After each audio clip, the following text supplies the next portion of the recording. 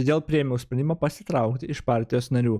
Tai nėra sprendimas prieš žmonės, su kuriais dirbau, tai sprendimas už principus, akcentavo jis. Aš esu matęs labai limituotai Baku. Aš pamiršau, kuris buvo, kuriuose ten tose grupėse, jis kažkokio ten grupėje buvo, dabar aš net pamiršau.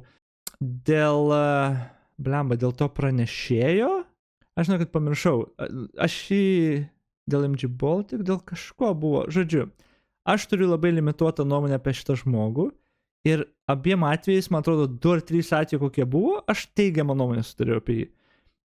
Nes kiek pamenu, kažkokioje vietoje jis kovoja ten vos ne vienas prieš visus, kuris buvo teisus pagal mane, bet aš net nepasakysiu dabar kur, aš tik tokią nuomonę susidariau, prisimenu, tai čia labai gali būti vangiai.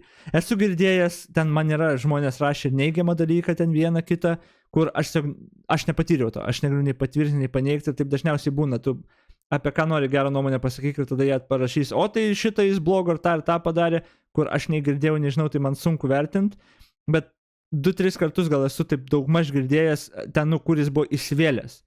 Ir visur jisai pagal mane būdavo teisus ir stovėdavo už vertybės. Tai aš nežinau, aš tokią nuomonę apie jį turiu. Gal su laiku ir keisis. Tai jeigu tikrai žmogus tada už principus, už tos sprendimus, tai kad dabar išeina iš partijos, gali būti, kad jam tiesiog atsibodo ir ieškojo preteksto, o gal tiesiog jo, jis labai aukštą standartą turi, jam netinka, jis pasitraukė. Tai jo. Įdomu, ar jis traukės čia iš politikos, ar jis kažkokią kitą partiją mėgins eiti, kuri gal atitiks kažką.